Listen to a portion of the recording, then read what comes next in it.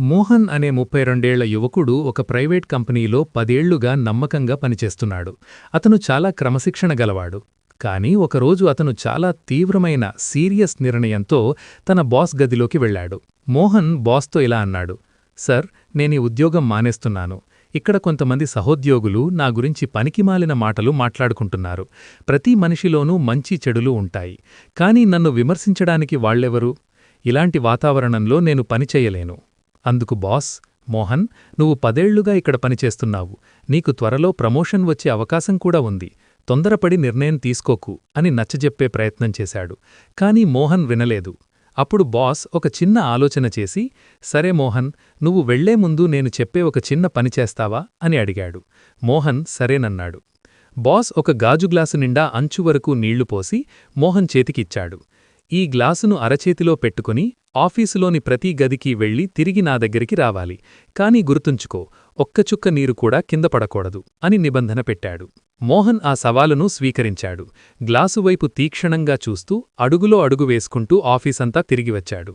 ఒక్క చుక్క నీరు కూడా కింద పడకుండా బాస్ ముందు గ్లాసును ఉంచాడు.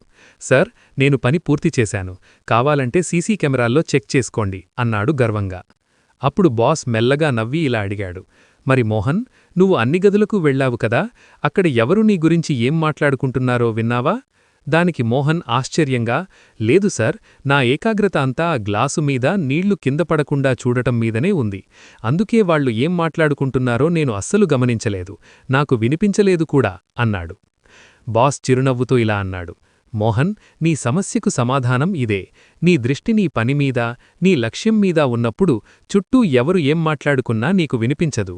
నువ్వు వేరే కంపెనీకి వెళ్ళినా అక్కడ ఇలాంటివారు ఉండరని గ్యారంటీ లేదు. సమస్య మనుషుల్లో కాదు, నీ ఏకాగ్రతలో ఉంది."